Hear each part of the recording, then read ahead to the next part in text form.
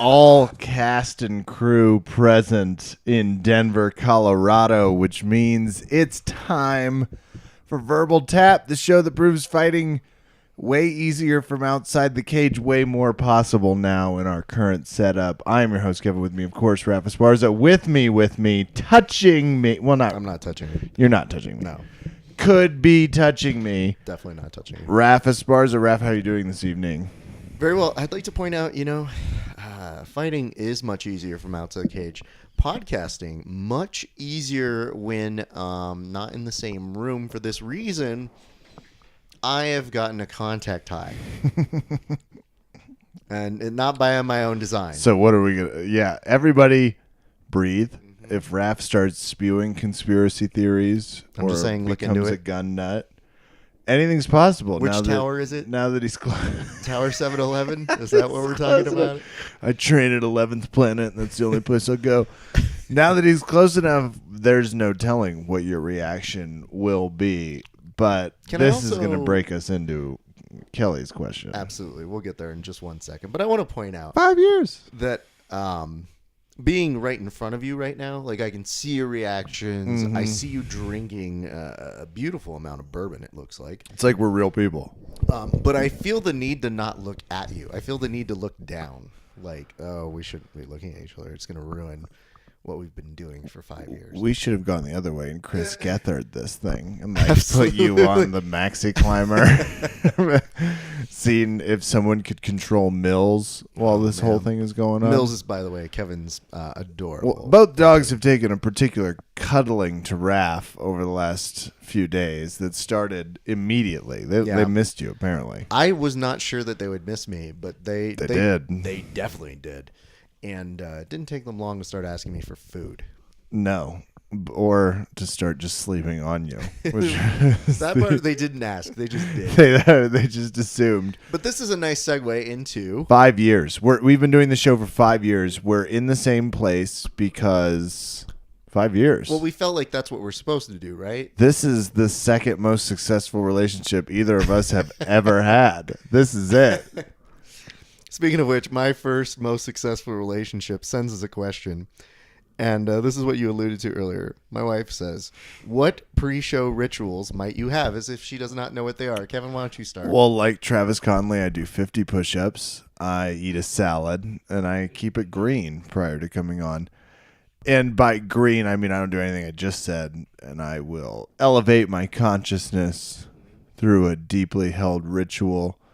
It's ingrained in the earth. Very legal in the state of, in the state of Colorado. And we're working, there might be Raph has a lot of ambition. We've been reaching out. They've been reaching out to us. There's a possible partnership with some MMJ America. We don't know. Be great. But I just want to point out, for those of you who want to figure out what Kevin just said. Their grape ape is amazing. It's essentially weed and puppies. Is Kevin's... Oh, there is a healthy dose of, as we were just downstairs. Listen, he got his fill in with puppies. Who was cuddling on the couch with the puppies before we came up here, Raph? They were on me, I would like to point out. Okay. Do you have any pre-show rituals? This I don't know. I do. 6 rails of cocaine. Okay. We have a person asking a question that we'll have to deal with that later. By the way, these are your Facebook Live questions. Kevin and I were supposed to do them. We ended up drinking a little bit. Time has gotten away from us. We went to dinner at a mortuary last night called Linger. But what is it? Linger. The full name is Linger. It's an eatuary. Which is a play on mortuary, so slam dunk there. Crushed it. Will not be sponsoring us in the least. I wouldn't either. Okay, so the eatuary, very delicious. So we decided to answer your questions on here because, if you know us, we just didn't have the time, guys. We want to answer your questions. We did want to 5 years. We're going to talk to Garry Tonon today, so there's plenty to look forward to. We're celebrating in the best way possible. We hit like 50 topics. There's a side of Gordon in this. Absolutely. So, okay, what are my pre-show rituals? If I'm being honest, a lot of it is I do a lot of research on the guests. So I listen to other lesser podcasts, and it really sucks when they appear on other shows because I have to listen to them. So I have to listen to lesser shows. In the past, it used to be people like Open Mat Radio or Grappling Central podcast or the Jiu-Jitsu podcast when they're really hurting. Yeah. Those are desperate days. Penetrated BJJ. Occasionally I listen to those. And the rest, MMA Complex, you name it. But I will write down notes. And then at a certain point, Kevin and I shoot notes back and forth with each other. And right before we go to air, Kevin and I both do an alcohol check. Mm-hmm. Where Kevin tells me how much alcohol he's injecting. And I have none. I have water. Hey, if it's got to be the radio, you know, like there's only so much chemistry that can happen between two people. There are episodes until you introduce chemicals where I have, because Kevin gets so high, and we have been asked in the past before, are there ever episodes where Kevin's sober? Mm-mm. No, not at all. Not since 2013. Love using that phrase so casually. But then people were asking, they're like, well, is Raph, does Raph do anything? And at a certain point, there are some episodes where I decide to get super drunk. And my MO is to be more drunk than Kevin. And it never happens. No. One of these days, though. One of these days. When Raph decides it's time, we'll load him up with some Molly. We'll put one of those Peyton Manning tranquilizers in.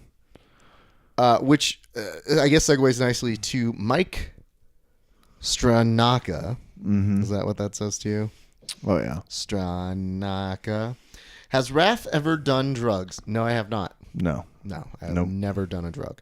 Conversely, has Kevin ever been sober? No. Not since he the was womb. Born. Yeah. This is a few months prior. That's a different conversation I had with my mother. Absolutely. She's like, of course I smoke weed with you while you were in utero. I was like, what? Like 15 things was like, check. Oh. But if you could have smoked weed like the minute you were born, and they would have had you on the side where all the other children were, you probably would have. What hospital is that? That's not no, dude. We need to find out what fictional hospital that is and go there. My editor, Brian Barnes, says, do you ever do shows while grappling each other? Do you worry about sweat getting into the mics?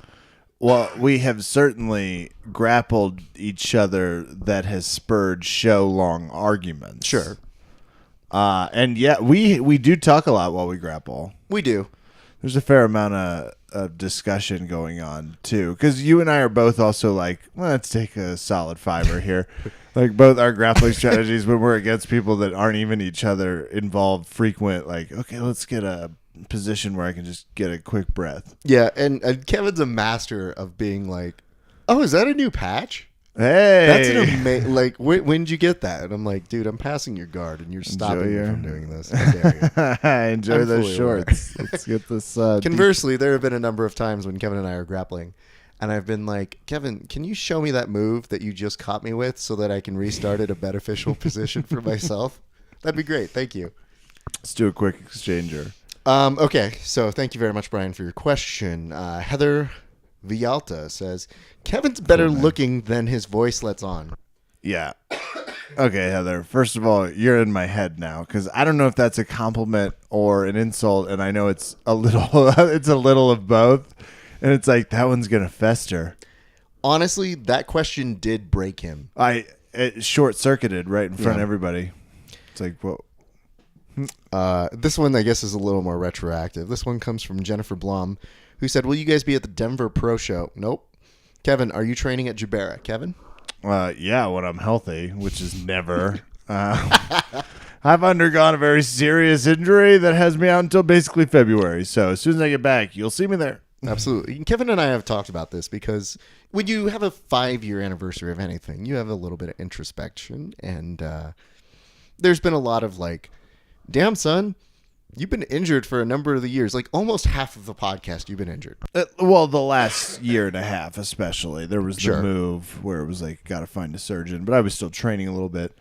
This one is much more aggressively, you can't train or else we have to replace your knuckles. So right. One of these, which is kind of rude. But second, and I told Raph this, some people take a break and it's like, oh, maybe I don't need this in my life. I need it in my life. I need it back. I need to be back. This isn't something I'll be back February 10th.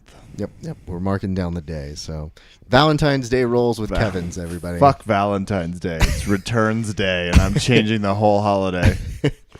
Pablo Castillo says, since you've talked to many top jiu-jitsu athletes, what's something that they mostly share that we may not be aware of? First of all, didn't talk to any tonight. No, That's for definitely damn not. sure. A healthy amount of giving a shit what people think. Mm-hmm. I like that. And not necessarily in a talkative way, right? Some people could care less, obviously, about what you're going to say about them. But more or less, Kid Dale cares what people think. Absolutely. So is Gordon. Yeah. I mean, no one cares. No one puts that much time into their hair unless they really care. Here's a constant I find. When you start talking with more and more jiu-jitsu athletes, you find out how boring their lives are. That's another good one. It's a huge one because they try to dress it up and everybody tries to seem a little bit cooler on the microphone. But you'll be like, so what are you doing tomorrow? I'm gonna wake up and train. Training jiu-jitsu. Then middle of the day I'm gonna train. I'm gonna teach a little bit. Jiu-jitsu. I think that's it. Oh no, I gotta train at the end of the day too. Mm-hmm. So they're just like you guys. They train and they lead boring lives, and some of them play video games, and others drugs. Stop talking about me. I can see you looking at me right now. If everybody, this is new. There's a whole lot of struggle. If you're a fan of the podcast, you know we don't normally do this in the same room. No, almost very ever never. And this time it's all easy. We're just talking into mics. That's true. This is professional setup because of friends like North South Jiu-Jitsu Underwear, KO Sports Gear, because of all of our friends now that we care so much about. And I can see Raph just looking right at me. I'm saying this, Kevin. I'm not trying to have an intervention. I'm trying to have a jiu-jitsu-vention. What's that poem doing? Why do you have a poem out right now? Kevin, this one's called When You Pass My Side Guard. And it does involve alcohol. So everybody, it does involve a little bit of alcohol. Let me read it to you. It's a little piece of paper I wrote. Kevin, don't touch the cardstock. Kevin, when you are grappling, I feel that you are at your happiest, and that makes me happy. When you are not grappling, you are at your not happiest, which makes me at my not happiest. So I hope, and please, I hope you'll take their help at the end, that you will give in to mental drilling and living vicariously through Keenan. I'll do my best, but a chip system would be helpful on this end too. 5 years. Yeah. This bullshit. What do we got? What's next? This is fun. These are questions. All right. So we took a photo, and the photo is from Kevin and I. Kevin came down to Cali a few years ago. Don't remember it. And of course you don't, you weed. Alleged. Weed head. Behind us, there is a little inscription, I believe, in Japanese. And somebody says, "What does the sign behind you say? Internet famous in Chinese?" And yes, by the way, it says internet famous in a number of Asian languages, including Mandarin, which I think qualifies as Chinese. I think it does. I'm not sure. They should do a. Oh wait, ours is English. Oh. Yeah, okay, let's see. Two leading nations can't name a language after their own fucking name. Boring. I like this. Okay, this one is from Joey Fody from one of the aforementioned shitty podcasts. Yeah. It says, "What was the inspiration behind starting the podcast?" Kevin?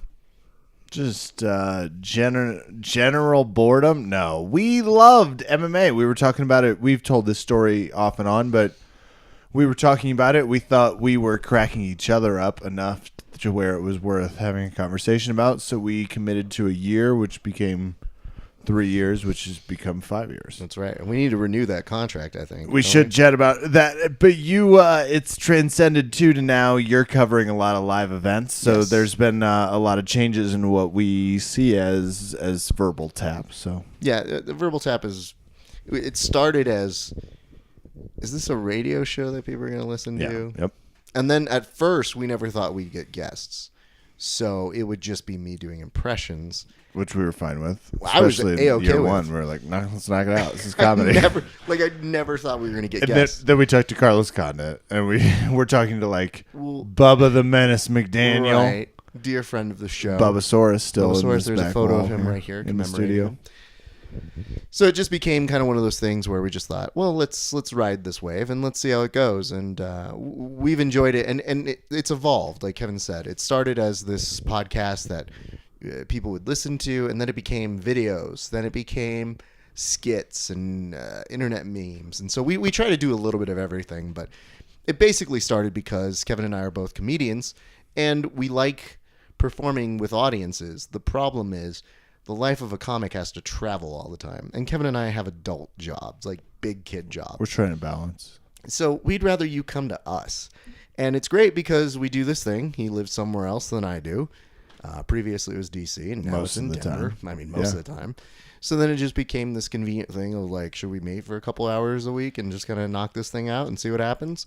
And then guests started to emerge. And then once guests started to emerge, we were like, what the fuck do they want to do with us? Why? What are they interested in? Which is also part of our point, which was we got a little upset.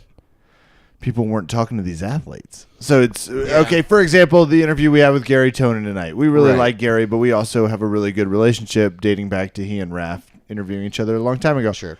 So we have a lot of rapport with him. We're not impressed by his bullshit. No. We're not interested in his bullshit. You're going to hear an interview tonight that's much more direct, and you get a lot more out of him because that's kind of what he responds to because he's a hardcore competitor. So it's typically, what did you just say to me? Here's your response. You don't get that a lot of places. So we wanted also a platform to be like, hey, we're talking about this every week. Let's talk about it with them. Sure. And let's give them a chance to at least highlight that they have a little bit more than that. Last week we talked to Eric O, who's fighting and winning at the fight to win along with everybody else from the Dubera clan. For real. Seriously. We like to mix it up because we like to bring you people who you may not know and mix them in with the Garys because it's important to us. Like, we see how shitty grapplers have it, I guess, in the real world where not a lot of people always hound them. If I'm being honest, and this is God's honest truth, at the end of most events, when grapplers do that look around to see who's there to talk to them, it's usually just me. And then we have this kind of eye contact with each other that's kind of like, hey, we better do this together, huh? What up? That's how Wagner looked. He was in. Wagner was like, it's my turn. I get to chat with you about this. To be fair, Wagner, the last time, was the happiest Wagner I've ever run into. God damn. He was so like I went up to him and I was just like, "Hey Wagner, can we cut in for an interview?" And I thought he wanted to go home. And he smacked you 7 times. He did. A ref had to come in and stop it. It was really awkward. But then after the ref stepped out, he's like, "Yeah, I'll give you an interview." Sure, let's do this. But he was so happy and he was just like, "Oh, I loved our last interview. Let's do this shit." So he was stoked. Anyway, but yes, at the end of the day, there's like one other podcast who maybe was there. Maybe. And, that's about it, guys. So, for lack of a better term, sorry, athletes, it's me. And sometimes it's me and Kevin. But I will say this. When we are doing the show, and we do find kind of new fun things that we're doing, every once in a while, we stumble across kind of this, either a weird story that people are telling that we go, oh, you've never told that before. Or we stumble upon the athlete who's like, hey, I can tell jokes too. And we're like, no, you can't. No, you cannot. No, you cannot. But that's adorable that you think you can. Gordon Ryan's on the show tonight. So everybody brace your nuts. Everybody relax. Brace your ovaries. Brace everything in between. Next question. My real best friend, Bobby Vung. Kevin. Bobby V. We have pictures of Bobby V on our refrigerator. That's right. That's from your wedding. He's in those. Bobby is one of the best people of all time. Kevin, why did you cut your beautiful hair? Every day. I don't like you anymore. Agreed. He's not wrong. Do you miss it? Oh, yeah. Yeah? 2 more years. I'll grow it out. I just needed to get to Colorado, figure out who I was, join a gym where it wasn't in the way. It'll be back. I've gone really short right now, and I'll get bored. I will say, I was looking at photos, and I did realize this. Other podcasts have not aged as well as we have. Pending the haircut, we look younger or older. And we're basically the same size. Like pretty much same size. We're in the same geese. Like, I looked at my hair, and like I just recently got a haircut, and I was like, oh, I wonder if I look any... Nope, same thing. You look the same as when I met you genuinely like 12 years ago. It's true. The exact same. Well, it's because I'm timeless.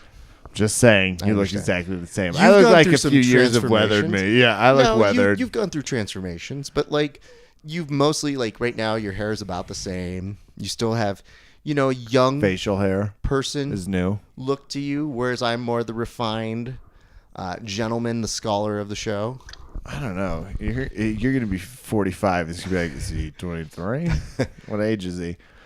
But yeah, that's how we keep the magic going, Bobby V. Thanks, Bobby. This one comes from Drew Weatherhead of Because Jitsu, who says, "Did you create the fashion mullet? Business on the top, party on the bottom."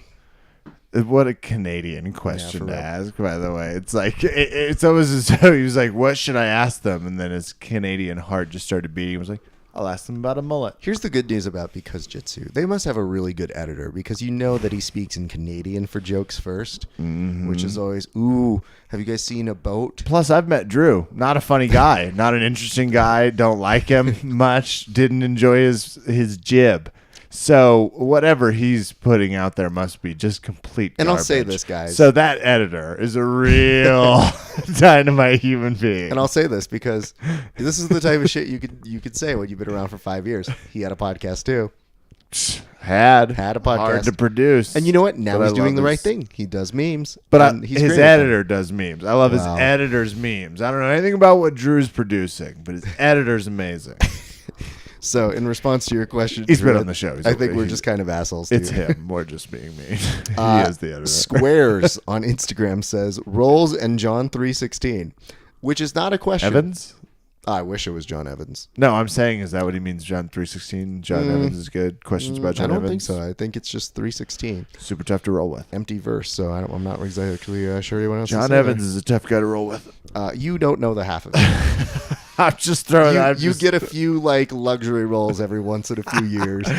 Well, like John is murder death killing me. Last time we did put mud masks on before we rolled, so it was nice. Yeah, no, John and I, when I'm rolling, there's a moment where like I'll just see him hit that level of Superman power, and I go, "Oh no, I'm powerless." 187 murder death kill. So there's John Evans for you. B. Ronan, this is AJ, asks, "Is life a river or an infinite lake? Asking for a friend. Thanks in advance." It's a river because, man, one place will take you to the next, and a lake's more like, let's go to that beach. Life's not a beach. You know what I mean? Let me see here. I think What a great answer, by the way. That was way better than that it deserved, to be fair. This is stacked up. I like the idea. Infinite Lake is, by the way, an old Tori Amos song. Great that he likes band name. to cry Infinite himself to Lake. sleep to every once in a while. Speaking of like-minded questions, Crying on the shores of tomorrow. well, I just like the fact that she's just like crying on the shores of tomorrow. That was like how every 90s singers like sang. Yeah. She'd get that real high-pitched voice. It's like, "Are you a cornflake or a cornflower?" It was like, neon damn. shirt. Well, thank you, Tori. That was like real deep. Also, there are a lot of lesbians here. I'm just pointing out. I'm not saying any judgments. Just Lilith Fair, hashtag long time ago joke. This one comes from Marcus Kowal, who asks, "Who pitches, who catches?" Super mature Yeah, question. And this is going to be super easy because I played more baseball than Raph did, but Raph's got good hand-eye coordination. I'm obviously going to be throwing the ball off the 66-foot elevated mound. Okay. Fastballs, curveballs. Okay. You're going to shin guards, chest protector, hockey mask, catcher's mitt. No problem. I think you and I are in the Pirates' middle relief rotation by the end of spring. I just played soccer. I don't understand that question. Unless it was a gay thing, Marcus. Oh, in Marcus. which case, how dare you? Both of us are generous lovers, so it's true. a real catch situation.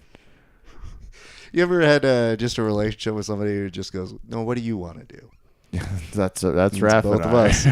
There are a lot of times when Kevin and I start a podcast, and because Kevin What and I do you want to do? like, there's a lot of, this is why I do enjoy it, and I guess this brings us to a nice point. There is one of the reasons why I do enjoy working with Kevin is the fact that he and I are very agreeable. Like, we do take stands about certain things, and we're very adamant, like, I want this and I want that. But a lot of the show is generally both us going like, you want to try that? You want to talk about it? All right, we can do it. We can do that. Yeah. And then sometimes it's like, oh, we both agreed that was a terrible segment. Let's never do that again. So which is it, Marcus? Who's pitching? Who's catching? We've used a lot of metaphors to combat. Do we have to say it in Swedish? That's just like, who's a pitching and who's a catching? Swedish, not a real. I don't think it's a language. I don't think it's a real, but I want to know that for Systems Training Center. Tell us that, Marcus Kowal. It's like a Flemish thing. Yeah. Next question comes from. Here we go.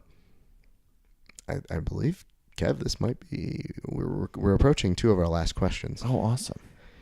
Andrew Shaw. Segmented time-wise perfectly. Absolutely. In the 5 years of doing the show, do you have a top 5 BJJ matches of that time? Congrats on the 5 years of Verbal Tap #. Well, early on, we just got to say Checha versus Hodger. Hodger, always. That's up there. Mm-hmm. We've gotten some pretty fantastic. Fuck, like that would have been a super easy question for this last 80cc. Right. It's like, well, now it's harder. Yeah. Because it feels like we've. Where's a Lovato match that I need? I'll come back to that. I mean, like for us, I remember the first time we reached out to Rafael Lovato was after he won the Brasileiro, and I remember there's your memorable match, right? That's the Lovato one I'm looking for. That's got to be it. That's the one where he's getting the Kimura and just like yeah, like that's it. Crazy. That's a memorable match. But I remember reaching out to him and thinking, "There's no way he's gonna come on our show." No. And then I remember telling you, like, "Yo, he's coming on, dude." We were like, we got to get some questions. Then there was a tornado scare that night. It was Oklahoma. Yeah, it was Oklahoma. It was a big tornado, and I thought, "There's no way he's coming on again." Still like, did it. What? Oh, the tornado? It's like nothing for his just general guard and retention. Then he was saying, he was like, I sent my students not to come to like train tonight. I got nothing but time. I mean, I can still do it. Yeah, I got tornado takes me. Whatever. Kevin, come on. Don't be such pansies.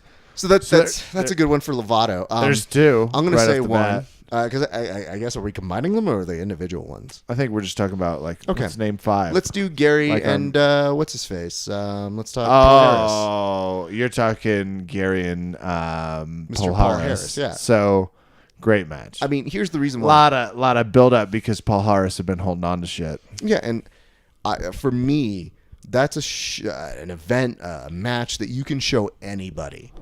And they get it. Like, they may not understand jiu-jitsu, but sometimes you just go, hey, look at this match. And people think to themselves, like, oh, is this what every match is like? And we go, no. But watch and enjoy that one. I'm going to add, I'm factoring in a recency bias, but Gordon Keenan, No Time Limit. That was fun. It's awesome. I mean, granted, Gordon Keenan, No Time Limit. Like, after the first 20 minutes, we just wanted to know what the result was. I wanted so much more jiu-jitsu. I wish they had gone for 6 hours. I was ready. Part of me thought they should have thrown in gis at the 20-minute mark. 20 on, 20 off. Yep. 20 on, 20 off. Now that we know Gordon associates gis with potential... Well, I'm not even going to say it. That's a spoiler alert on this interview. I hate to say this because, again, there's way more than a top 5. We can do this question every year. Eddie Gracie? Absolutely. Because... the reason why it's so hard for me not to put that in there is I was there live for that one. Yeah, you were. And it was incredible. Metamoris, beginning of EBI. Well, officially. Let's talk about that. That was the last Metamoris where press was allowed. And it mattered. That was the last Metamoris. Well, keep in mind, that's where everything went wrong. And I know there's still one coming. That was still the last Metamoris. Well, we'll talk about that because we have some insight, or at least some. We get to talk to Gordon on analysis. this podcast later. Gordon in this podcast, we're going to ask him. Raph had one fucking question and hit him with it hard. I mean, I definitely asked it twice, so get to laugh at that part. But here's the reason why. That match was 10 years in the making, and we did a whole segment where all of us got together, our friends from Around the Mat, a.k.a. Paul Moran, you, myself, I believe it was John Evans.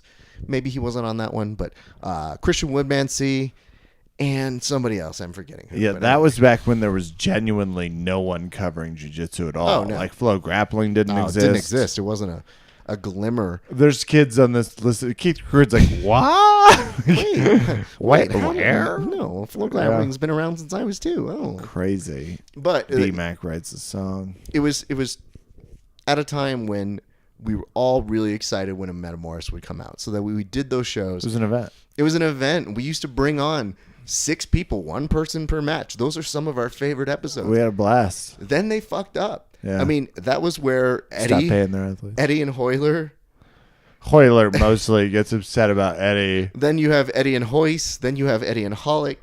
Basically, Or Hoyce, I'm sorry. Well, Well, they had a match, but Hoyce is the one that's like coming at him. Keep in mind, if you go back and you listen to that press conference, I'm one of only a handful of journalists there asking questions. And you know it's bad when I'm one of the more legitimate press. That was a terrifying moment in this podcast's history. It was really It terrifying. remains. So anyway, I ask a few questions. Those but are 5 good matches. I'm proud of the question I asked, which was to both Eddie and Hoyler, which was, so in another 10 years do we get to see this match? I stand behind that question. I stand behind it too. Here's hoping. By the So way. anyway, Andrew, I think those are 5 pretty good ones. Well, I'm sure in every given year we'll have different Those ones are for 5 you, pretty but good like those have kind of stood the test of time, and they followed us on the podcast, and they had symbolic meaning because that one was really the end of Metamoris as we knew it, and then it became Metamoris the next chapter. Metamoris, Hollick begs for money, which is a different. Metamoris the telethon years, the Ponzi scheme years. Yeah, Metamoris, the Herbalife supplement years. That's next. And here's what I'm going to say. We're going to do this interview with Garry, and then we want to bring up some Metamoris talk at the end of that. So when we come back, Don't worry. we've got some Metamoris, we've got some UFC talk. We What need else to cover. got, We Ken? need to cover a few things before we get to that are worth covering. One is you're not here often. And fortunately, there were UFC fights tonight. Fortunately is the word. Absolutely. The longest fights in UFC history. No joke. That's how few submissions finishes. Massive props out to Nick Lentz, the only one that seemed to bring his I remember how to submit people pants tonight. Everybody else was just poke dicking around, hoping for the next. It was a fun night of fights, actually. Rawlings Clark had a really good night, so congrats to our friend, Mr. Alstead. Theodore Rowe became the world's worst person at talking. Some fun fights. Volkanovski, and then that's when you start to really take some different directions. Watch the Lenz Brooks fight. Somebody wins it. Somebody does wins win it. that one. It is also weird to watch it on your time zone, by the way. It should be. It was really weird. Verdum could use some North-South Jiu-Jitsu underwear. We saw Definitely some could. B-crack. And you know who doesn't show B-crack? Anyone wearing North-South Jiu-Jitsu underwear. Are you a Jiu-Jitsu fighter? Are you an MMA fighter? You had some problem with some B-crack? You know you have. You know you have.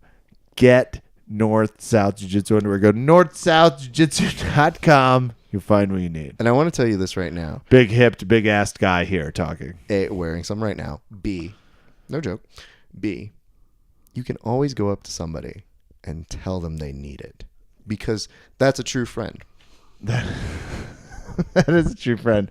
Oh, and Fabricio Verdum, who wins his fight tonight over Marcin Tibura, will not eclipse the headline that he threw a boomerang at Colby Covington's head and connected. Really now, who throws a boomerang? Who throws a boomerang? Rav and I have been having a lot of fun with this for the last few days. Listen, guys, it's not funny. That's an it's assault, not funny. okay? It isn't funny. I want you guys to be very clear. Our stance on the podcast Not is funny. You do not throw a boomerang at another grown man. No, The boomerang's not a funny instrument. It's not a funny weapon. Not I mean, at all. It's definitely not a children's I toy. would Nothing never about throw a it. is- boomerang at another grown man. Don't do it. Not unless you want to fight. And I'll tell you this right now. I have not followed other parody Instagram accounts that are based entirely on that boomerang. You definitely have not. Definitely not. So to recap, this isn't funny. Not funny. We're not following spoof It's a boomerang. real offense, and the UFC should look into it right now. Couldn't agree more.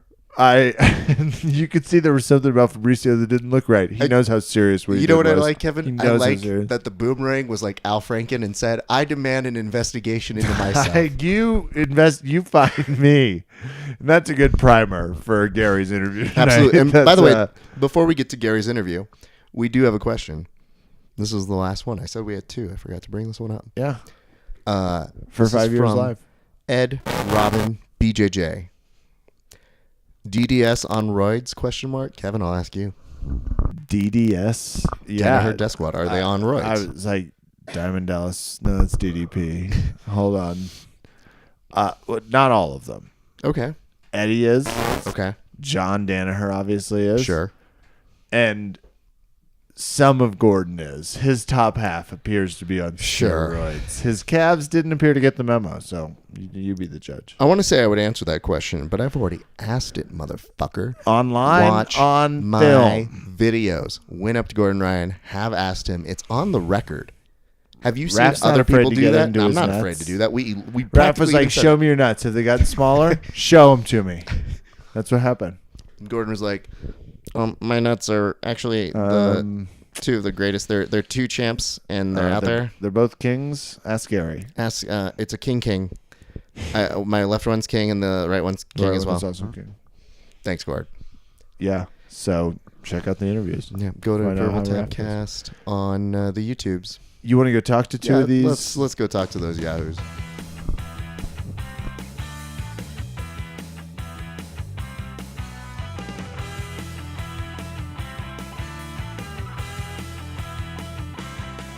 For them. Lord. Okay, I'm going to start this over again. I'm hitting record. No one touch the recording equipment, guys. All right. Dogs. And We're gonna blame one of his dogs. All right, ladies the and worst. gentlemen. Yeah, Gary can have one of on the my. recording equipment. So Yeah, Gary can have one of my dogs. I guess as collateral. We'll work it out. All right, let's Post. do this introduction. Here's what's happening here, people. When we think of the people who have been part of Verbal Tap history for the past 5 years, there are many names that come across our brains. One of which that we deeply regret always bringing on, but for whatever reason we do. You still interview him too. I do. Live after he keeps winning shit, which is your bad. yeah, Well, honestly, he's if he forced. stopped winning He's forced shit, to do it. He I doesn't wouldn't have to interview him. interview, but he's just there. He's been waiting. He's waiting for somebody else to hopefully win EBI, but it just never happens. And every time his face, the frown just grows deeper and deeper embedded into his face. I just look over and like there's a definite time. I think I've done this at least 3 times where it gets to the finals and the result plays out as it does, and I just go, "Oh, come on, fuck." Yeah. I have to go talk to that idiot again. Well, that idiot right now, in case you haven't heard or can't tell, or have issues recognizing People know. Yeah, People they like know. that's Garry Tonon. That's Garry Tonon. No, yeah. right. Sadly, I wish it wasn't the case. Gary, I've talked. This is Kevin. Talked a lot of shit post ADCC on you, mostly just because I was bored. I think with your winning, it was like, oh, finally, things didn't go perfectly. I'm still pissed you weren't in the open, but that's a different discussion, obviously, for another ADCC But organizational Kevin, we're meeting. among like the Hollywood elite now. I know, but now he's done my favorite fucking show, and I'm super pissed. Not my favorite, but I really like Chris He's up Gethard. there. He's a star, and imagine how pissed I was because I was like, okay, I can write Gary off now, right? Right, Had right. that rough points lost to You Wagner. think it's worse for you? It's coming to my genre of talk shows. Yeah. And you were good in it, but wearing the gi. When I was brought on to the show, really the main game plan was, what can we do to really just crush Roth's show as brutally as possible? Like, what could we do to just make it as much of a murder scene as we possibly could? And I was like, I should probably just beat the shit out of you the entire episode. And Chris was like, oh, I don't know. I was like, no, that's what we're doing. Yeah. And that's how it happened. I heard that actually. The production, one of the producers is a friend of mine. He said Gary just came in with his people, took over, best ratings they've had. So it kind of did. Like when we were supposed to do that show, he's like, yeah, like we're gonna do a thing, and you guys are gonna demonstrate some jiu-jitsu moves or something. And then that just pretty much turned into us kicking his ass. Okay, that's great. Except a lot of people had questions. I'll ask the most obvious one, Gary. Why the fuck were you in a gi? Like, there's a lot of things you can know about you and Eddie.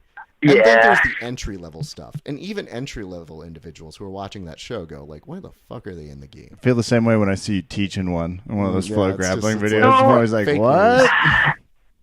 I think that, so I pretty much, Eddie was very against that. And, like, I wasn't 100% for it either, but I put my own wants and needs to the side for the wants and the needs of the viewing public. And I know that the viewing public associates martial arts with cool little uniforms, kimonos.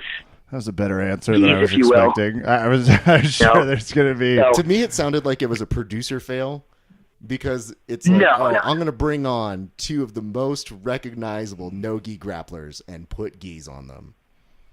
Nah, I kind of pushed for that, actually, the whole gi thing, because I just figured it'd be more recognizable to the public, like, oh, yeah, these guys do a martial art. They're not just two random dudes in bathing suits. But Gary's approval rating in the jiu-jitsu community just went up 4 points. Let's be fair, there's already a guy on the show that's in a bathing suit and flippers. Like, I just didn't want anybody to get confused between us. Although it'd be pretty hard to get confused between us and human fish, because that dude's literally the hairiest human being I have ever seen. I actually thought he was wearing a sweater. I didn't even know he had his shirt off. The next reincarnation of Robin Williams is standing right next to you, sir, and that's what you've got for him. You specifically, well, I'm interrupting here to say that, like, if you haven't seen it, the preface is, and I was really shocked all of a sudden when I see the clip. I was like, wait, what? Yeah. Why are these things coming together in my life? You essentially, if a word is said, and you're on the Rob Corddry episode, which is a great episode to be on, you guys tackle him and submit him. Is he know about jiu-jitsu? Where does that come in? And did you guys give him like a... You're obviously not going to heel hook him and end his career. Because he also had a blue belt on. Yeah. Does Chris know about jiu-jitsu? What's the producer meeting about? Yeah, he trained at Henzo's like a bunch of years ago, like 5 years ago or something. And then I think maybe he took like 1 or 2 privates before the show or something like that, just to like refresh. He said he wants to get back into it, but I thought he framed up all right. I did think he framed up at one point, and it even like surprised you or Eddie. I don't remember exactly, but there was like a brief look of like, oh, he's getting this. Okay. I will say this: we did most of the stuff on the show, like it's just 100% off the cuff. We did do like one quick like rehearsal thing, like 5 minutes beforehand, to show like, you know, kind of where we were supposed to be standing and this, that, and the other thing, right? So we did one quick run-through where we beat him up. And I'll say this, that during the run-throughs where we were beating him up and before it was live, he definitely didn't resist as much as when it was on the air. Like, he was trying to prove a point. Turned it on. Well, because you also turn it on, Gary. Like, you're a whore for a camera, and we've known that for some time. But we know that you're playing it up to it. You're even playing to the audience. You're trying to rile them up. You're trying to basically gladiator them into giving you your freedom out of the gi, I think, was the subtext I got. But as you were doing it the whole time, I have to bring up this one thing, because, again, we're on this gi kick. You started doing what I like to call the Jersey trash hockey. Pulled it over his head. And I said, that will not fly in IBJJF. That's how confusing this is to people, that they think that you can do that sort of NHL style stuff, Gary. I've seen that happen in matches before. Somebody pulled my gi over my head in a match, and the ref didn't stop it because I think he was friends with the guy. So I just pulled his gi over his head and snapped it down. Anyways, most of the things that I did, the dirty things that I did to Chris, I do all those to Gordon, you know, when he was coming up. So I wanted to get him in cross body ride and give him a wedgie until he tapped. That's what I used to do to Gordon when we would train. You know, I suck with the hockey attack. Nothing is better than you saying how you used to handle Gordon in the past tense. Yeah, that was kind of funny. Because you hear it in Gary's voice. Plus, people are like, no wonder Gordon got good. You were wedgieing him in between? That little gem is missed. When most people ask me how to develop an athlete, that's usually more wedgies. There's a lot to it. Wedgies and noogies. Well, your foray into sketch comedy aside, which we're all... I mean, for jiu-jitsu, I'm okay with it. You as a person, I'm upset that you beat me there. It's like I think about like all the time I've spent at the back of an open mic line just waiting. crawling. Gary just strolls past me with a VIP bracelet. Just like, I learned to grapple. Fuck off. It's like, oh, God damn it. All right. Next thing you know, Gary's doing a monologue at the top of the show. Yeah. I was sure you were going to replace me 2 years ago. I'm even more sure now. But fortunately, you're busy beating the shit out of people. So in the lost tapes of the recording that I started and then screwed up before this, I was lamenting that I was trying to talk a lot of shit on you after ADCC. Didn't go great. And that's because you parlayed it into some pretty unbelievable EBI work. You're saying we lost you at Combat Worlds because you were scared of Wagner's backhand, That though? was what I heard. Is that... That was Yeah, exactly what that's you said. really. I didn't want to be bitch slapped into oblivion, if you will. So Who does? that was the majority of it. They finally found I- Wagner's format, though. I'm so excited for him. It was Yeah. like, oh, well, this is less boring. There we go. But I mean, we've been getting slapped in the face. Like, Tom used to slap us a lot during training. I used to slap. Me and Gordon still get into slap fights frequently during training. He does one little up kick to the face, and then that turns into, me up kicking, and then slap fighting. And, but anyway, yeah, they when I negotiated the contract with ONE FC, they nixed that. I didn't realize. I didn't really make the connection that I wasn't going to be able to do that initially. But then when I thought about it, obviously, like, there's strikes involved, so it's kind of a foray into MMA. So they weren't really too happy about it. But yeah, so it happened. It is what it is. Did you miss it? Like, the whole time you were watching it, did you watch it, first of all? Yeah, I just sent. Well, the rest of our team, I didn't watch the whole event. I just watched highlights.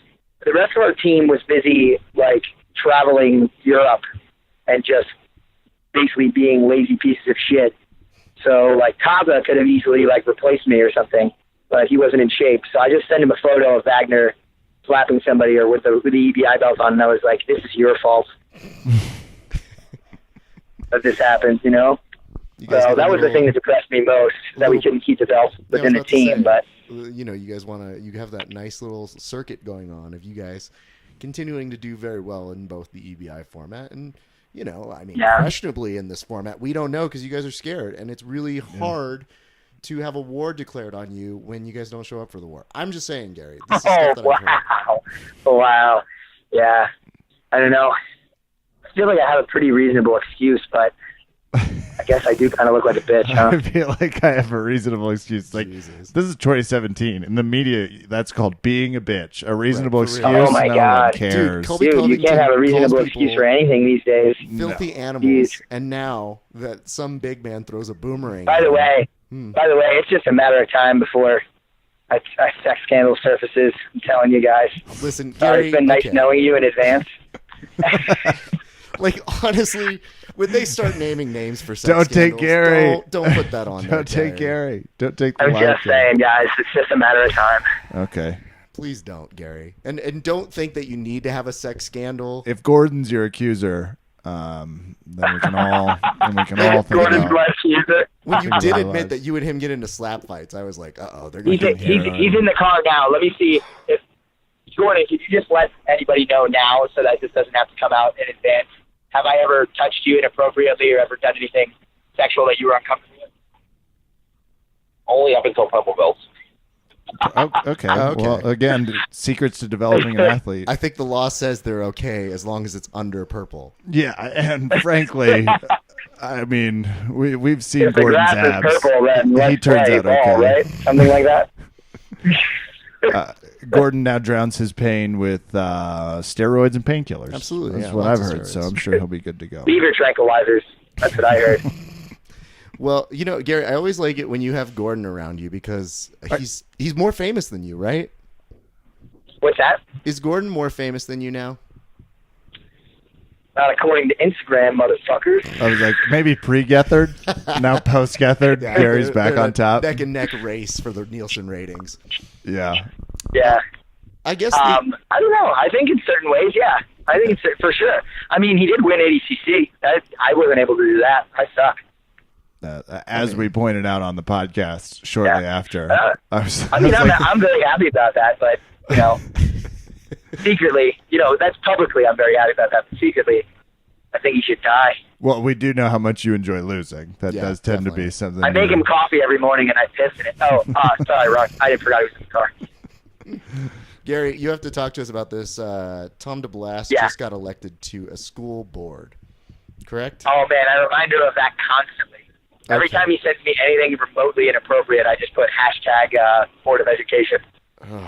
Man, I mean, in Trump's America, anything can happen, but it did take me a Wait, second. I wait, know. is this a grappling school board? Because that makes sense. Or is this just? I mean, it's Like, Jersey. Township Board of Education, man. That's him.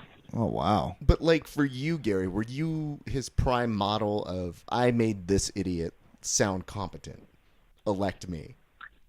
I guess so, yeah. I mean, he didn't even, try to promote the election at all. He just reposted something I said. So, yeah, that's pretty much the only thing he had going for him, I guess, was my vote of confidence. Your Instagram status, as we've absolutely. already established, which Yeah. is higher than Gordon's, and apparently a New Jersey secret. We should think about this. I don't like Gary having any glimpse into the political world. No, I though. don't. But Gary, is there any other grappler you would get behind politically? Any other grappler I would Yeah, get behind politically? Because Tom put himself Danaher out there. for mayor of New York City. It's I mean, true. I don't know where he lives. Danaher for sure. That would be the most amazing. Oh, man, the laws that would be created. It would be a very dark. It would be a dark time. he just gets a You guys suit. remember rash the reign guard. of terror in history? Yeah. It's a period of time where a bunch of people got their heads chopped off. Be much like that. I feel like we'd get a letter immediately that's like, oh, they've started human fights to the death back up in New York City. Interesting. This is the same place Yeah, it was yeah. against They MMA. went from zero tolerance to oh my god, he's dead. Mayor Danaher. Yeah.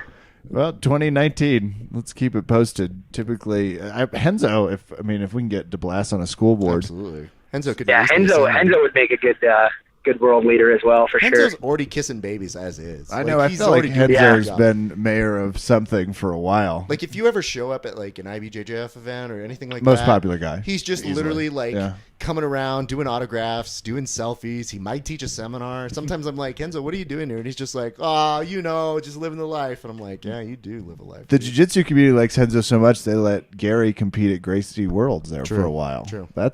That's real. It did happen for a That's while. some real dedication and love. So let's return back to this whole MMA thing because a lot of people are excited for that. Do we have a date now that they had to pull you from this other thing?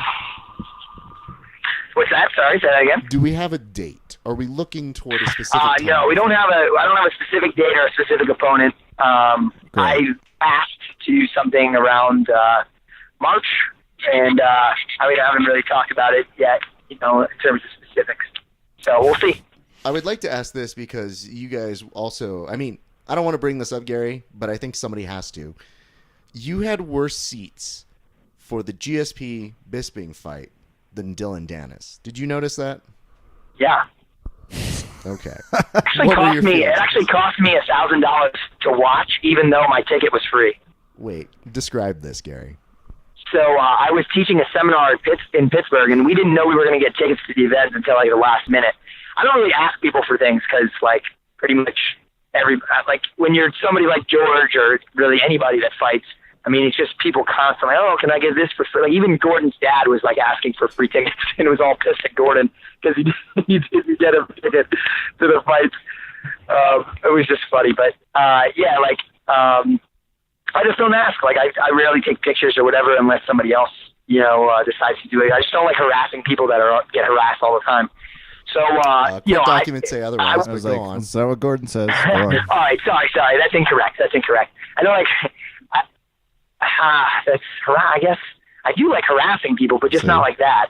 Yeah. All right. You're just so used to spewing bullshit. You were like, Move on. something Yeah, came we'll out. move on. Let's know that. But I wasn't going to ask him for it. So eventually, 2 days before the fight, he was like, "Hey guys, you want tickets?" So I said, "Yeah," but I was already at a seminar teaching. So I flew in from Pittsburgh on a last-minute flight that cost me $600, and then I had to get a hotel room. So because so the fight's going to end late and everything, so that cost another $300.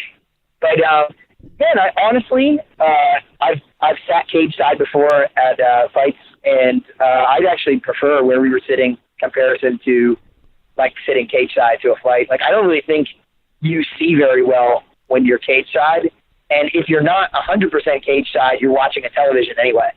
So I mean, I had a good view of the television. It's fine for me. You know, I don't really particularly care to look at a giant TV. It counts though when it's GSP doing a rear naked choke. Yeah, that.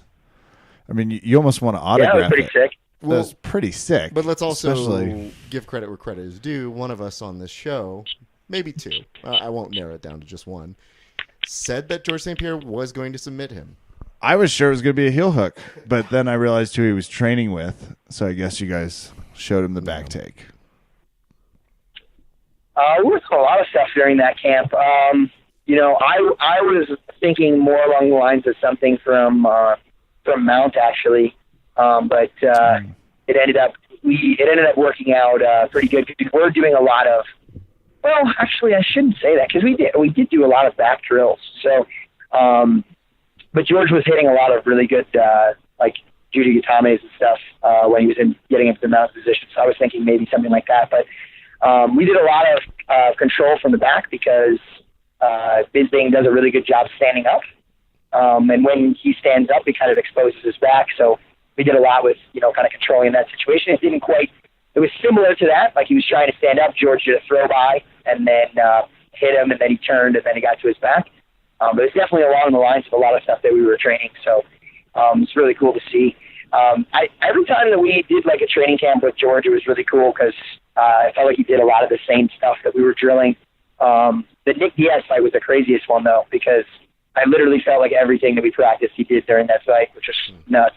But this fight was pretty exciting, too, to watch. Okay, so you're there for the fight. Do you get to see George after the fight? Yeah. What happens? No, actually, no, I didn't get to see George after the fight because he had some pretty serious cuts. So he had to go to the hospital and get those sewn up. That is correct. So we just kind of went out on our own. You know, some of the people that were training with him and stuff like that, we all just kind of went out.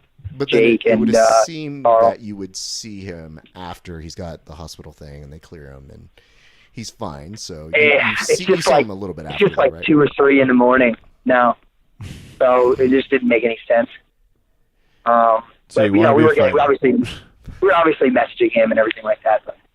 So what did he say to you in response to the fight, and what did you say to him? Oh, he just says like, you know, thanks so much, guys, really appreciate it, and we say congratulations. It's nothing crazy, you know. I was basically like, you're welcome, George. I obviously taught you everything. It should have been me. It should have been me.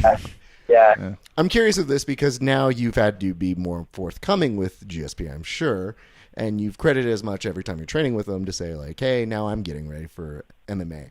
What's the best advice that he's given you now? Yeah, I mean, he shows us some drills and shit every once in a while. Hopefully, like moving forward, like I'll be able to do a little bit more serious work because obviously when we're around him, we're working on grappling most of the time. But I've told this to a couple different people. I wish I could share different information, but I felt like this always made the most impact. Was he always told me to, one of the first times that I was training with him, this was during the Nick Diaz camp, he told me to invest in my training. Like, he always flies down, like, you know, the best, like, kickboxers or boxers or jiu-jitsu guys that he can get his hands on to help him in camp, and the best coaching that he can afford and everything. And he told me that he would rather lose money winning a fight than to make money losing a fight, and to just put your all into what you do and invest in yourself. And that's kind of like along the lines of what I did for EBI. Like, honestly, I probably spent on flying coaches and training partners in for EBI and hotel rooms and everything like that. Like, I probably spent like somewhere in the range of like $3,000, like getting everybody there and everything. It was a big investment, like, and potentially you could win no money, you know, in EBI. So then I could have just been down like $3,000-$4,000 had I not won. So I tried my best to take his advice. Because I was seriously wondering if, like, he pulled you aside and he was just like, Gary, I've thought about it for you. MMA, not so much. No. Yeah, we'll see. Once he watches me spar a little bit, I'm sure he'll think that. He's just gonna politely look at grappling. you and just be like, "Would you like to catch these hands? Because yeah, you look like you John cannot." John just told me today the same thing. He was just like, yeah, first time I snuck up and watched you doing boxing sparring, I thought maybe I should just convince you to continue grappling. I do like that. Yeah. You know, you put up a post about Danaher today, and do you mind reciting it? Because it seems to give a nice clue. Everybody always wants to know what it looks like on the inside. And I feel like you give us little peeks and hints. But what was the post you put up on Instagram today? So one day, before I get into this post on Instagram, so you have an insight. Otherwise, I feel like I'll say this and nobody will understand why I said it. Okay. So one day I come into John's morning class, and I'm like, I'm there a little late. They're doing the first technique already. I'm like, hey, John, good morning. And he just looks at me. I reach out my hand to John to shake his hand. He just like looks the other direction and just scoffs. He's just like, yeah, good morning for sucking. And I was like, what? he just waves his hand across the room. He goes, look at this. Congress of fucking retards. And right then and there, I was just like, yeah, probably shouldn't say good morning to John anymore. Yeah. Definitely, you could be. There's just anytime I ask a question, it's just I'm not sure if I'm gonna get awesome advice or if I'm just gonna get looked at like I'm the biggest idiot on the face of the planet. So anyway, the post that I put up today on Instagram was. So I prefaced it with something like John Danaher when you're about to, right before you ask him good morning, or right before you say good morning to him or something like that. And then the actual post said, have you ever seen somebody and before they've actually said anything, you just want to say, shut up? And I feel like that's what John thinks about all of us all the time right before we speak. What brings him happiness then, Gary? Because you would think that mostly grappling's supposed to be it, right? Coke and hookers, I think. Okay. I'm pretty sure those are really the only two things that keep him going. That's how I pay for our grappling training. Coke and hookers? Yeah, that's what we provide him with. We don't pay for privates or anything. I just get him hookers and Coke. That explains why he's always catching red-eye flights, too. Yeah, I was like, that has an air of Kokana about it. Hey, I'll let you know. That's not all he's catching right there. Doesn't seem like an LSD guy. I get it. Yeah, too introspective. Hey, okay, so you're fighting. You're going to do that here soon. Let's talk protege, because this I'm really pissed about, Gary. Yeah. And I think you know what it is. Do you not? As you should be, because, I mean, I think anything Jordan does, anybody should be pissed about. Okay. Most people are. Okay, but let's get to it. Why the fuck are you bailing out? And I mean you, because you are directly responsible for Gordon. Why are you bailing out Metamoris a second time? Now, granted, this doesn't even count. It was round 2 for you guys. The previous times that you were on the card and you're the only guy who was getting submissions consistently. But Metamoris, if we're looking at it, is almost meant to die, right? It should be dead, yeah. Okay. Why? Man, it's just really hard to turn down beating the piss out of Halleck. Like, when you hear him talk and you see the things that he does, and then he's like, hey, would you like to try to break my arm or strangle me? It's like, yeah, kinda. Like, I really would.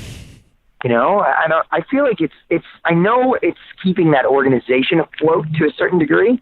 To a certain degree. Also, isn't it also just like a little bit of piece of justice for all the things that he did to people? Like, otherwise, like, I mean, nobody's going to get their money back, so I mean, we may as well beat the crap out of them while we have the opportunity, right? Okay. But he's going to keep scamming people regardless, so why not get some people that could really... the part of your voice that's endorsing the scamming? Because I hear that part. Specifically, though, Gary. I'm definitely not endorsing the scamming. There we go. Okay, good. Gary, this is the part that confuses me. Because the last one was supposed to be all proceeds go to the athletes. So a question people have normally is, did you get paid from that one? Oh, yeah. I got paid, like, beforehand. Or actually, no. Well, yeah, right beforehand I got a cashier's check.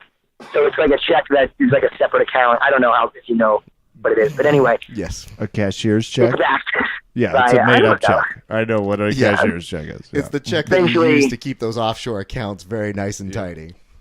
There you go. So Okay. anyway, So I got one of those. You got paid the last time. I'm Correct. going to presume that Gordon is getting paid on this one, right? I believe so. I think he's supposed. Do you already get some money or something, Gordon? Yeah, I think he gets like half beforehand, and he gets half right before the fight happens. All right, Gary. If Gordon's willing to answer this question, ask him, because it's important for us to know.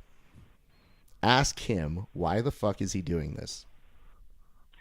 Should I put him on the phone, or should I just ask? Yeah, put him on the phone. I mean, it's up to you. All right, sure. Hello? Hey, Gordon, how are you doing? What's that? Not much. All right, listen, dude. I didn't know if you knew this the last time when we were interviewing at EBI, but I have to ask this because you are fighting Holic. Why is this happening? Because he's paying me money, and because everyone wants to see how Gracie get beat up. But we've seen it before, and it was with you guys before. Yeah, but it wasn't by someone who's calling the time frame that they're going to submit him and with what submission. I mean, he essentially was daring Gary to submit him with a heel hook last time. So, sure, yeah. No, I get it. It's gamesmanship. It's You great. liked watching miniature Gordon fight him. You can't wait to see full-size Gordon fight Alec. Calling Yeah. Gary Mini Gordon is great. But you are getting paid, right? Yes. Okay. I am relieved to hear that. But, Gary, this question goes back to you now, which is, do you feel a certain sense of responsibility for not having the telethon that actually raised money for the Metamoris athletes, so much so that your student now has to be the second telethon to make up for your telethon? Hold on. Yeah. Yes. Gary? Yes. Okay, I'm glad you're able to answer in a upstanding adult manner. Do you feel, though, now, a little bit of responsibility that your protege has to come and clean up the mess because your event couldn't actually pay for the Metamoris athletes? I couldn't. Well, that was supposedly AJ Aguilar's fault, right? Yeah, a Bring little that bit. shit for free at the event. That was what this was all supposed to be about. It was supposed to be about AJ fighting Alec, but he bitched out. So I don't know. That was, well, what if, I guess, let me just pose this to the jiu-jitsu community. Wow, would it be funny if Gordon lost? Like, massive backfire. I'm not terribly worried about it, but it would be funny. Yeah, I think Gordon should make the same bet that he'll get something tattooed on his ass if he loses. Couldn't agree more. Your face, maybe, would really up the ante. It's only fair, right? Like, I mean, I made that bet. You know, that's stuff that you guys work out with each other as quarreled lovers and slapping enthusiasts. Well, I'll say this. Gordon's like, I mean, I'm calling the time and the submission. I'd say a tattoo's Sure, a he higher is stakes one-upping me game. that way, right? Oh, I disagree. I think you have massively one-upped him with the tattooing. Oh, who gives a shit about when and where, Gordon? Yeah. You were going to get It would have been Alex great if I face just got the tattooed. tattoo anyway. I should have just got the tattoo anyway. Maybe I should do that soon. Just get G and McGee on the cheek. Just, I don't know. Why not? This is a sub-only, no time limit sort of shindig. Did you wish that you had the no time limit because you could have toyed with them a little bit more? I mean, I still was able to submit them in the amount of time I had, so I don't mean, really you care. did, but you Not still, really like, worried. let's put it this way. Would have it Gary. been more entertaining for everybody? Sure. Maybe. Yeah, it would have been fun. Because the element Okay. of looking at it and being like, is he going to survive this? And it's like, well, I guess it's just a matter of when Gary decides he wants to do this, right? Not like one of those guys that doesn't tap. Like, he taps when I put a submission in. So the guys that I wish most had like a no time limit match with are ones that like just didn't tap. That's those people I prefer to have no time limit match with, because you can only take when you know there's a time limit. It's like, all right, I can take some breaks on my legs, and I know at the end of 8 to 10 minutes it's going to be done. Is that how people Like think? when it's a no time limit match, I mean, you take 3, 4, 5, 7 breaks on your knee and ankles. Eventually, you must think to yourself, like, that's pretty much just going to happen until I tap. Until I give up, right? So it's not as easy. I mean, you guys were perfectly cordial and very nice. You were saying nice things about him. But the public perception, and you can play whatever role you want to in responding to this, was that you just kind of let him live for 10 minutes. And then you submit. What's your response to that, Gary? What, Hallie? Yeah. Oh, I mean, it was a tough fight. He's a lot bigger than me. Like, he's like I think he came in at like, the match was supposed to be at 205, Okay. but he like didn't weigh in beforehand. Like, he just showed up and he How was are you fucking surprised huge. by this? I was like, he's the promoter. He Yeah. probably didn't even think about it. Yeah. I mean, I What? didn't really think that was going to happen at all. Like, I don't know. It was weird. Wait, the guy who doesn't know how to run his own That company? doesn't sound like Halleck to me. Oh I'm my surprised. goodness. Yeah, I know. would have thought weight Usually on so point. much more responsible than that. So and, weird. and integrity. It's a little thing called So, integrity. He's got it. The Yeah, rest I of mean, us it was just basically like training with like somebody who's, trained their whole life, who's a lot bigger than you. I mean, it's not going to be like, it's not like I'm not a magician. I don't just like, I would like to go in pitch there with something. somebody that's been training for their whole life and just, You've seen the movie. make things happen. You've seen Fast and Furious, right? Mm-hmm. Okay, why can't we just do pink Well, slips? which one? One or fucking Fast and Furious 87? The first one. I haven't seen the Okay. 87 space one yet. So many, it's ridiculous. Can't we do this for slips? Yeah, pink Can't slips. okay. If Halleck wins, he gets the Danaher Death Squad. That's fair. You win, you guys get Metamoris. It's over. Like, I feel like he should have done something when the whole tattoo on the ass thing. Like, I feel like that should have been a hit to his pride. Like, he should have been like, oh, I'll bet this if, Turns you out- submit me. Like, Ooh, but of what if course he didn't because he knows I was going to submit him. Well, here's the thing. Kevin has a good idea. Kevin has a good heart. Maybe doesn't think it all the way through. You acquire Metamoris, you also acquire their debt. So, Yeah, no, I just think it's like, okay, you officially have to give us the title. But hear me out on this. What if you acquire But now I the have to pay rights everybody to G and a G? Oh. the No, rights to the song. now it's personal. Yeah. Yeah. That should have been it. Yeah, I think so. Yeah, I think we should negotiate something like that for sure. Well, we're gonna get in a time Have machine. you seen his most recent rap? Define most recent. So he did another music video. When was this? Because I know he did another one, and was it Yeah, I would shortly say after it's your like- guys' match or something like that? No, this wasn't shortly after our match. This was like this year sometime. Okay, because I remember It it was came like out. outdoors and there was fire or something, right? Yeah, there's like fire and there's like a beat. It was very weird. He just repeated a bunch of words. It was weird. It wasn't fun weird like G and a G was. And either. it was uncomfortable. Like it made me way more uncomfortable than G and a G. G and a G you could look at and you'd just be like, oh, that's pretty weird, and then like kind of laugh at the irony of it. But like this was just, man. Yeah, Very no, odd. this one definitely had like a Blair Witch quality that I think is where Yes. he's at mentally, because when I first saw that this was happening between him and Gordon, or at least they were noticing like, hey, everybody, we're coming back, there were all these branches that they had. And it made it seem like you guys were going to have the match, like Gordon and him were going to have their match in the middle of some deserted forest. That's right. The name of Yeah. the song was Torch. There we go. Yeah. Torch, yes. Torch. God, how many views does it have? 14,000 views. Oh, that's almost sad. Woof. Better than anything you guys have ever produced, though, right? Better, yeah, 100%, but not more views. Definitely. Hashtag 5-year anniversary. I was just gonna say, Yeah. but there's a small part of this that has a real, he's using a torch in a way that it's like, you know how like that means a little something different in our country, just in the way you're using it, Yeah, buddy. that was kind of a bad time to come out with a song called Torch, huh? A little bit. I'm not. You know what? We'll get into this in a chapter 2. Absolutely.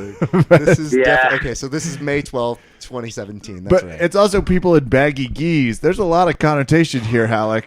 Uh-oh. Interesting. Do you guys Okay. see that Halloween picture of me and my sister where she was dressed up like a crayon? No. Yes. I did. She see that. literally looked like if the hat of the crayon were white, she's 100% was dressed up like a KKK member. Like 100%. I looked at it, I'm like, why? I couldn't even figure out that she was a crayon at first. There was too much And baggage. she had to tell me. I 100% thought she was a KKK member. I thought my mom didn't tell me something about our upbringing, that I just didn't know. You guys know. Maybe we were a part of a certain group, Mom. Well, speaking of that, So- we have an update. Yes. The classification for Hollick's video is definitely a white supremacist video. There's a lot of. Maybe not intentionally. I'm not putting that on him. This does seem like a crayon situation, but it is. This is pretty. It's pretty right there. I guess just watching it, given current events. Well, okay, that's great. Gary, I'm glad that you were able to answer questions for us regarding not only your future, but the future of Metamoris. One nice thing. Can I say one nice What thing to do you Gary wanna before say we nice leave? to him? Your last performance at the Metamoris of Nogi submission. I believe it's called EBI, was pretty spectacular, sir. It upsets me, but damn, man. I want you now. I'm going to dime out Raph. Seconds before it started, I sent a message. It was like, Gary looks pretty big at this weight, like, because we're used to seeing you fight much larger people. So when you're fighting people your own size, it's like, uh-oh. And Raph was like, nah, don't be surprised if somebody upsets him. Had a lot of shut the girls in. No. Yeah, of course. Always a pessimist when it comes to me. No. I want you to know. I'm not saying look out for someone to surprise him. I said I want Gary to lose. They're two very different things. Like I still have I think he was trying to soften the blow. He was. But I knew what you would really say. The inevitable interview he knew he would have to do. Like, listen, dude, did I try to put a razor blade in Wagner's mouthpiece? Yes. Maybe. Did it work? No, not this time. No, he couldn't get to his hands fast enough. he was busy. Yeah. But in the future, I knew I saw the prick when he tapped me. I will say this though, Gary. In the future, though, let's say one thing's happen and maybe contracts change. Do you want to do the combat jiu-jitsu, especially having seen what it looks like? I mean, man, I'm pretty much gonna. Once I actually have an MMA fight, I don't really see a reason to do it. I mean, if it was for a lot of money and I wasn't contractually obligated to do something else, sure. I don't really necessarily. I think it'd probably be better for one of the up-and-coming guys to do, just because I'm already fighting. I don't really see a sense in training for something that's like kind of like fighting if I'm already fighting, you know? No, that makes sense. I don't know. Yeah, it is diet MMA. It is sort of. I mean, Gary, you'll come back to it once you start getting on the low end of the spectrum again. Like, that's essentially what happens. Hopefully MMA just dies out and slap fighting is the only thing that we do. Like, that becomes the real big thing. MMA drops off. Sign Gary up. EBI Combat Jiu-Jitsu becomes the new UFC. That's what people actually want to see. It's just full slap. Now, Gary, as we start to kind of wind things down, there's one thing that we're trying to figure out here because, you know, we've been celebrating 5 years and that's a long time, but we were wondering if anything in those 5 years, do you have anything that you wish you had done differently? Like, do you wish, just for shits and giggles, you would sign the Metamoris contract? Oh my God! Could you imagine? Oh, at the time, they made it sound like I was such an idiot for not doing it and all this stuff. Oh, we're offering you all this money, and it's like, yeah, I knew in multiple reasons for multiple reasons why that was not going to be a good deal. And you know, a bunch of other people.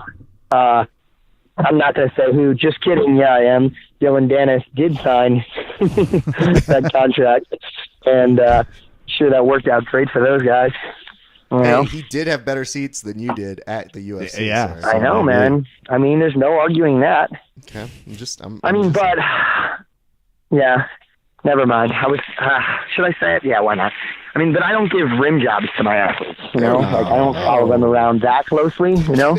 Okay, well, let's strike that. My that. nose isn't quite that far up GSP's butt. Let's strike that from the development plan because I thought that was part of it. But I'm just looking out for how I become a better coach and teacher. So now I know.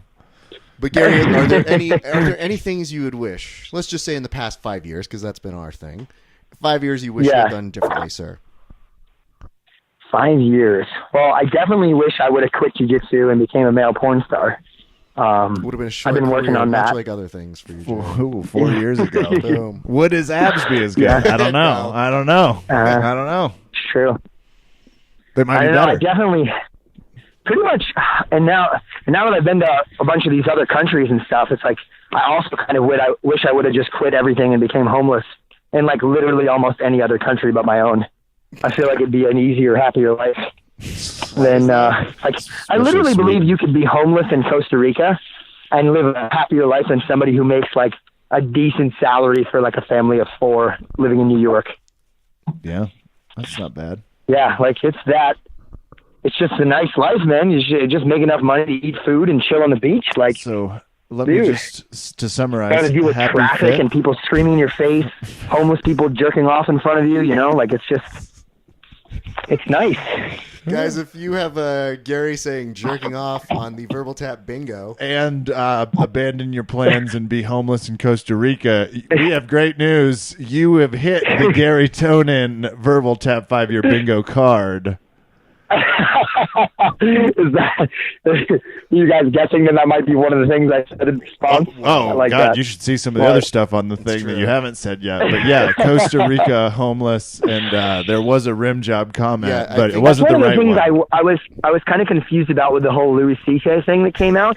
It's just like, I mean, these women are coming out being very traumatized, and it's just like, I don't know. I feel like I should be able to sue some of the homeless people that are in New York. Like, I feel like one weekend in New York is worse than like all 5 experiences of Louis C.K. combined. Like, it's brutal. At least with Louis, it's like, you know, it's Louis. You know, it's Louis C.K. He's like a relatively nice guy. He's well established. And with these homeless people, they're like making angry faces at you, like, "Hey, oh yeah." Like, I mean, I don't know, man. I just don't. Uncomfortable, to say the least. What we need to be talking about is sexual awareness, especially with their behavior and ramifications within the homeless population in New York, and I couldn't agree more. Yeah, I think it's a real problem, man. Why is nobody talking about that? There are some PowerPoints that need to be issued to a lot of people. I'll get with some HR people I know, and we'll get something nonprofit in the works. But let's do this as we close now, Gary. We're going to give you the opportunity to say what you feel in your heart about us. If you feel it's a roast, say what you feel. If you feel that it's a nice compliment that congratulates us appropriately for doing 5 years, then say that too. But you know what? It's all on you, sir. You guys feel as though that you exist anywhere in my heart? Mm-hmm. He is the guy that called in at 2 years and was like, "What? 2 years? Why?" And then hung up. Yeah. So the fact that you guys have made it this far, woof, man. Like, are you? Like, who is draining their bank account to make this possible? Like, who is paying off who to allow this to continue? Oh, that's a great opportunity to talk about North-South Jiu-Jitsu. North-South Jiu-Jitsu is a proud sponsor of Verbal Tap. We'd just like to say thank you so much for keeping people like Gary on our show, who we would normally cut off for no reason. Afloat. For keeping you from fucking drowning. And keeping us from drowning in ugly underwear. So that's where they really get the bang. Oh, yeah. Drown in a nice A4, cozy, comfy. So. I mean, that's for me, hips-wise. Gary's small cock, small ass, probably an A1. Wow. Do they do an A minus? Well, they make them in kid sizes, too. So Perfect. For the Tonon-sized among us. Don't forget. No, Gary, thank you for letting us interrupt a random Saturday to call you, screw up the recording, and then continue to fix the recording. And really save it. You're a gentleman and, well, not a scholar. Not a scholar, definitely not. You're a gentleman and a grappler. Definitely not. You're a grappler, for sure. A gentleman and a grappler. Yeah. Hashtag. Yeah. Make that a thing. Sure. Brunswick BJJ. Go follow him on all the things if you're not already, but frankly, fighting soon are. In one MMA or one Might FC, be fighting in MMA. We don't know. March. Look around at that time. You know, stay up late one night in March, maybe at 2 a.m. Gary's fighting. Gary might be fighting in some foreign Asian country. You never know. Yeah. Ladies and gentlemen. Yeah. Garry Tonon.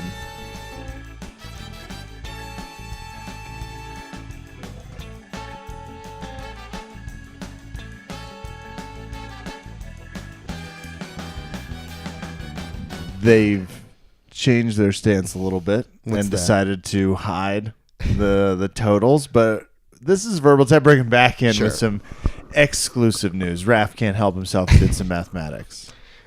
I'm not even really proud of this set of mathematics. I'm naturally curious, Kevin.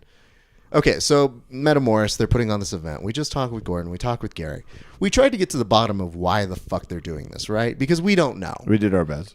And we're still not entirely sure with them telling us what the answer is. Something about paid, Halleck sucks, who knows? Now, this is interesting because Gordon says he is getting paid. So how do you make money for an event that's supposed to be paying the events from the last time, right, Kevin? Yeah. Well, that's funny that you mention it. That AJ, I'm sure, will answer some things for us. Now, AJ famously told us he would be paid on our show, too. Yes. But I don't believe he was. I do believe Gary was paid. Ponzi scheme. Yeah, Gary was paid. And I do believe Gordon will be paid. Yes, I do too. But the note on the already made poster sense. says all proceeds will go towards the Metamoris athletes. That is somewhat correct. No, that's what it says. I didn't make that up. No, okay. Okay, so this is where it gets confusing because this is why we ask Gordon a question like, are you getting paid? Because when it says all proceeds, that means that all the money they make should be going not to the Gordon Ryan Steroid Foundation, right? No, not Okay. to the DDSS. Anyway. F. Okay, this is confusing because that's, you know what, that's one of the better ones that you just snuck in there. It's like a little time bomb on a clock, and then it just Like, wow, those were the right letters. Those were the right letters. Good job. So here is the issue. I was curious this week because I want to see how they're going to do. None of us know what's happening. We know it's a submission-only event. We know that there are 4 fights, 2 gi, 2 no gi. And that was one thing that was great about Metamoris was they would mix it up with gi and no gi. EBI, they didn't even mention gi. What's a gi? Exactly. So here's where it's confusing, sir. I started looking and I wondered how many tickets they were selling. Because they've started ramping up the talk of a limited amount of tickets. They keep saying, only how many tickets, Kevin? Not many. 200 or something? 200 seats, okay? So I happened to go look online and I was curious, and they do it through Eventbrite. And on Eventbrite, they say how many tickets are remaining. They did. Now, they did. They changed that apparently a little bit later this afternoon. 4 days ago. And mind you, I didn't do any of this beforehand. I wanted to tell you guys because I was curious to see what your opinions would be, the internet. Here we go. Here's what we know. I know, as of right now, they have 3 different tiers of tickets. And apparently all of these come with meet and greets with the athletes, They by the way. fucking better. I think you also get personal butler service from Gary. You should get some extra attention hands-wise. Gary won't be... A nice neck rub. Well, here's from the Gordon depending on for how these prices. lonely Gary is, he gets out here. It's very possible. No lie. All right, so here we are. I think they sold, let's say, about 13 at 125. They've sold about maybe I think now about 3 or 4 at the $100 mark, and they've sold about 28 at the $85 mark. Okay, and they say there are no bad seats, right? There aren't. There's Okay. only bad people. So now that I do the math, that's only about, and again, this number will probably change, but as of right now, that's about $3,500. It's also if you believe in math. The jury's still out Not on it. sold. But here's my question. We say on here, the question to Gordon, and he says he's getting paid. Gordon doesn't get out of bed for less than $5K. No. Maybe they're paying him a goldfish. He hasn't told us. Halleck's got a great steroids guy. He's just going to hand him a backpack. It's like, this is what you were here for. So now I'm starting to think, like, Hopefully they can get his flight. this is supposed to pay for the last one, which was supposed to pay for the last one before that. Yeah, good luck. So when we kid with Gordon and we say to Gary, you know, how do you feel not paying the full thing with your event? Then now your student has to come do it at $3,500. Now, granted, there's a lot of stuff we may not know, but that seems to be the primary way that they're selling them. And they've now gone on the idea of saying limited amount of tickets remain. So what up with that, Kev? Well, limited is correct. There are only so many There are tickets you only- can buy. I mean, trust me, you want to go pay a little bit to watch Metamoris right now? That's available to you if you're listening right now. Sure. So that's an option. You can do what you want. So limited. So I guess what we're saying here is Extremely limited. maybe, and Kevin and I are never one to say we know everything. There's a lot we don't know. We know this isn't going to go do what they think it's going to But do. I will say that for some strange reason, on my phone, I could no longer see how many tickets were remaining when I looked up the ticket It's numbers. like they changed it because they were like, hey, that looks like shit. Yeah, somebody needs to fucking change that. Fortunately, guys, I took screenshots, so don't They worry. should have, though. Well, that fun tidbit aside, which you're welcome, by the way, because where else are they paying attention to the totals? I have no idea, but Kev, let's say this. A lot of people will think that's negative news, right?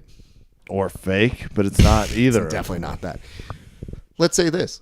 If you want to rally behind Metamoris, you know right now There's that, a chance. like, maybe now would be the time to do that. Trust us. Plenty of time remains. But if you're also somebody who says, dude, this is the 19th time they said they were going to pay the athletes, you can make your own decisions. It's on you. It's really on you. We're just providing you with information that we happen to see that they might have happened to try to cover up. Listen, we're not saying this is Benghazi or anything. We're just saying There are emails. You can read them. Some We're of them just are saying. classified. look into it. That's all I'm saying is just look into it, okay? Just look into it. Just look into it. Raph, 5 years is unbelievable. Yeah. We went out of our way to do a live 5, add a little production panache to this, and I will say it's nice. It is. It's like driving a convertible after all these years. We can see each other. We know when the other one's talking through visual cues, not just through auditory, but none of that is any concern to the Verbal Tap listeners. Not at all. We're just big fans of you for sticking with us for 5 years. Absolutely. That's huge. We're growing. Community's getting larger. We've brought in friends like KOSportsgear.com where you can get those badass singlets. NorthSouthJujitsu.com where you can snug those B's like a T and an R or just stay fly underneath your A3, A2, A1. Yeah. Any amount of options. Plus, I like their gear. There's Yeah. some cool yoga. So Absolutely. Anyway, so much to be excited about here at Verbal Tap. It's time for some shout outs. It's time Our for some 5 year shout-outs. 5 year shout outs. Well, I mean, Kelly got you out here. Yeah. So she gets like top billing. Absolutely. The people at Linger for making some badass Wagyu sliders. I'd So be good. remiss if we didn't give Pizza Alley a mention I think they sponsored this week's show. for what happened this evening pizza wise. Birani Pot. There's just we did a lot of eating is basically the point of this show. Jabera crowd who was having a massive evening Thursday. I ruined Raph's chance to train there because we had a little keys mishap here at the house. It was like, where's the car? Oh fuck, now we're gonna be 55 minutes late. It's very rare that my life ever emulates the plot to Dude, Where's My Car? But this was one of those scenarios. Where are those keys? Where are my keys, dude? Just happened. And it's tough because I'm not training. So Yeah. it's just not a part of my current schedule repertoire, which is Can I put a theory out there? yeah. Did you sabotage my training, Kevin? Just massively. I was like, I don't need you getting a Jubera lesson at all. And I don't. Just, I want to be super clear. Very fair. Because there was a moment where I asked Kevin, I was like, Kevin, I don't have to train around you. I really don't. And Kevin was like, I can watch. I don't have any problems watching. Which, by the way, sounds And weird. then I to started say. bleeding from the ears. Then I started realizing one of the first questions I asked when I got out here was, are you just trying to watch me grapple so that you know where all my holes are? There was a lot to the trip that I was hoping to accomplish. My camera, I was going to Bill Belichick you.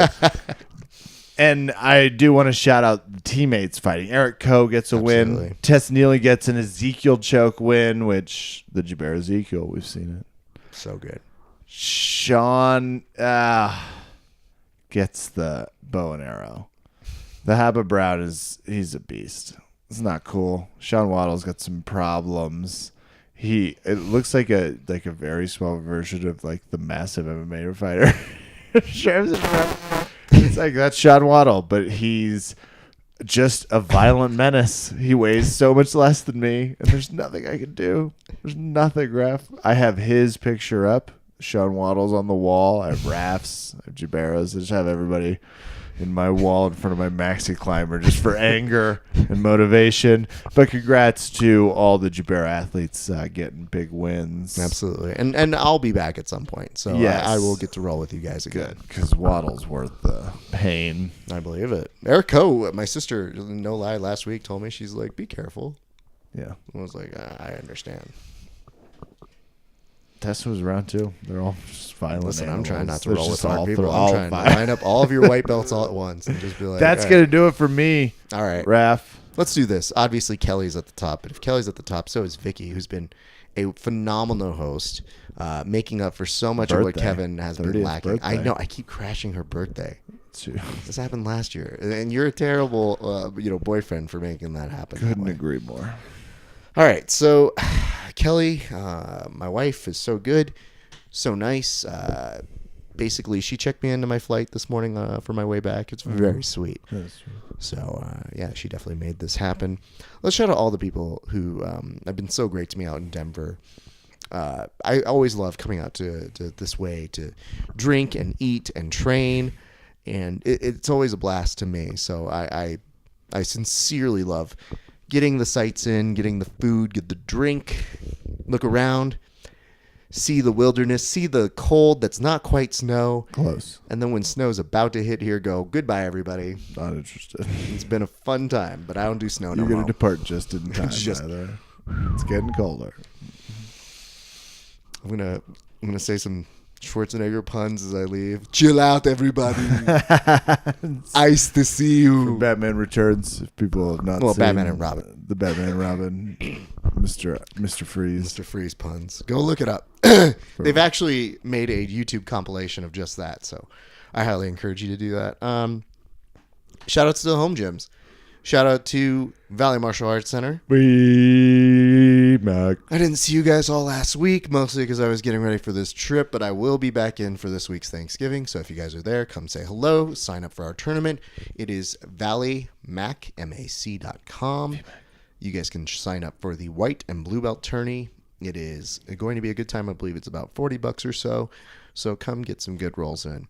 Also, shout out to the Los Angeles Jiu-Jitsu Club. L.A. Jack. L-Jack. L-Jack. I'll keep working on it. People keep saying, they're like, what are we LAJJC? hashtagging that? Is it LAJJC? Because that's a mouthful. It's a lot. Morning training every morning there, 8 to like 9:30 or something like that. So fantastic guys. Joey, Eric, great training there. And let's do a big shout out to you guys. Obviously the listeners, you guys coming through with us, playing, doing solid stuff, listening to our interviews, watching, being very faithful fans. You guys make it a lot of fun for us to do this because we have said this year after year and we will continue to say it. But as long as the show continues to be fun, we will do it. And we're still in that process of having a good time because things have evolved and changed. Things that we didn't think were possible on the show have proven more and more possible every year. And a lot of that is thanks to you guys. You guys are very loyal. Almost a little too loyal, if I'm being honest, sometimes. Yeah, we need to talk. We got a few restraining orders that are about to go out. So big thanks to that. And before we go, I just want to say, if you have ever appeared on our show, a big thank you to you. You are a great deal of the success that we've had, and we're very lucky. We've liked almost all of our guests. That's a hard scenario. If you talk to any podcast, they'll come around and they'll tell you who they don't like. And we don't have a large list. But if you come up to us, we'll tell you who they are. Gary excluded. I mean, listen, he knows where he stands with us.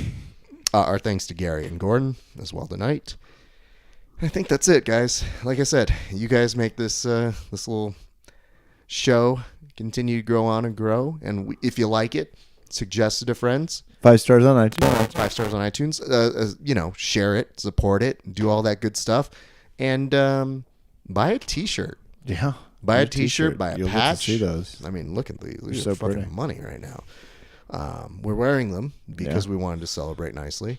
And of course, my thanks to Kevin for being a great host. One of the nicest things about doing this is don't ever do a podcast with somebody you don't like. No. Otherwise, you're doing our show. I just need to get some mats. That's what I'm missing. That's the only thing. Some he's healthy missing. bones. But Kevin will be back to training. We all know that to be true. And it's always a pleasure to come here. See, he has a beautiful home.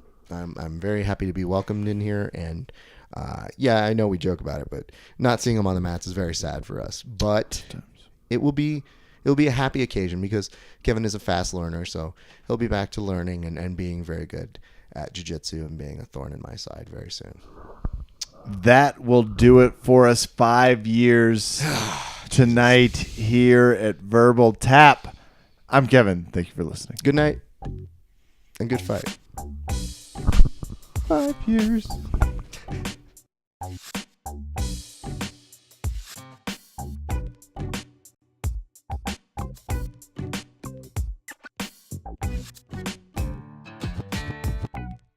At this time,